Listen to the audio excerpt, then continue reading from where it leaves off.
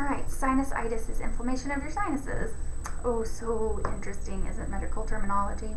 It's very easy to understand sometimes, and I kind of appreciate that because it makes people like me just a little happier, and it makes it easier for us to understand what's going on even before we look at the disease. So, usually your maxillary sinuses are the ones that are most often affected with sinusitis. It can lead to some more serious complications like middle ear infections and other things, but a lot of times we're able to nip it in the bud before it gets there. The key is just to pay attention to your body, pay attention to the signs and symptoms. If you catch it in time, you can fix almost anything. Almost, right? There's a lot of things that you can't, but a lot of things you can. So it can be caused by infection that just spreads through your nasal passages to your sinuses, and that ends up just blocking your sinus drainage, which makes it pretty tough to breathe, doesn't it? That's whenever you feel that stuffy nose and that real congested feeling up in your sinus area. It's a very frustrating infection.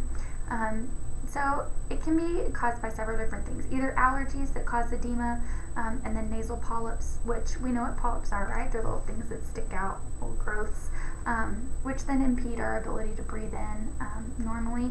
So it could be an allergy to really anything that could end up causing sinusitis. It also could be caused by a deviated septum, and that is something that we absolutely can fix, but it's more of a chronic problem without more invasive intervention. So the signs and symptoms, just, depending on which sinus is affected, a lot of times you're going to experience a headache, and like we said, that feeling of fullness and congestion up in your sinus area.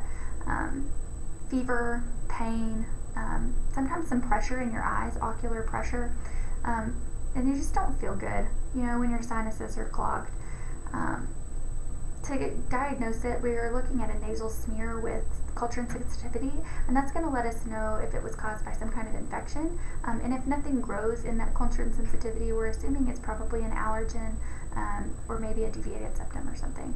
We also want to get an x-ray of the sinuses, and that's going to show us if there's some kind of structural abnormality like the polyps or a deviated septum. To treat it, we're going to irrigate with saline, and this is not comfortable, okay, but it's effective. So you put one catheter in one ear and kind of push the saline through, and then it pushes the exudate out the other nostril. You probably have seen or heard of the neti pots. This is that same concept. You want to give them antibiotics if it's a really severe infection caused by a bacteria, and that culture and sensitivity is going to show us if it was caused by a bacteria or something else. Okay, so if it was caused by a bacteria, absolutely, give them some antibiotics. If it's not, don't give them antibiotics, because you don't want to just overload your body with antibiotics that it doesn't need, because eventually you can become immune to them and then they don't work. It's not good. So if it's caused by a bacteria, definitely give them antibiotics if it's a severe infection.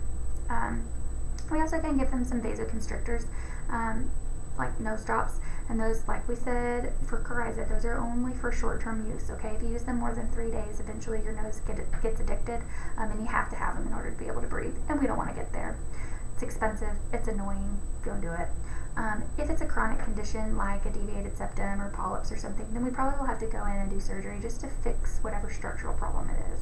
We want to increase their fluid intake because we know that fluid helps to thin secretions, right? And if we thin out the secretions, hopefully that's making it easier for us to breathe. It's also going to decrease the pressure that's in our sinuses and relieve that headache and maybe the ocular pressure or whatever is going on. So if we thin out those secretions, it really helps. You could also use a humidifier or a vaporizer or something just so that you're breathing in more fluid and moisture in your air. It really does help. So tips, if they end up having to have sinus surgery, like to fix a deviated septum or polyps or something, anytime you are taking care of a patient who has to have sinus surgery, you want to teach them not to strain when they're having a bowel movement, because typically, I know this gets graphic, but typically you're having a bowel movement, you're straining, you go like that, right? And you're straining, and that's putting even more pressure actually on your sinuses and in your brain and everything. And it is no bueno. You could end up throwing a clot and causing some major issues up in your sinuses. Don't lift more than 5 pounds. Same concept, okay? That straining increases the pressure in your brain and it increases the pressure in your sinuses. You don't want to throw a clot. You don't want to disrupt anything that they have done to fix, okay? You might have to go back under the knife if they do that. Don't blow your nose because, again, increases pressure. Can dislodge their clot, can destroy what they've done, and always maintain your fluid intake because that is going to help thin out everything.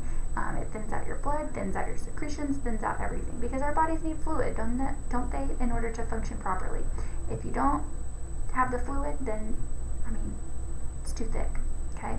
So keep up the fluid. Teach your patients not to have any kind of straining or pressure or anything after sinus surgery. It's very important, okay? Okay. Here's a question. I'll let you read the question. A client with a prolonged upper respiratory infection seeks medical attention for symptoms of a low-grade fever, poor appetite, and malaise. If the client has sinusitis in the maxillary sinuses, where will the client most likely report feeling the pain? Where are your maxillary sinuses? Do you know? If you don't, go back, review your anatomy of your skull and sinuses and everything, and make sure you're familiar with that.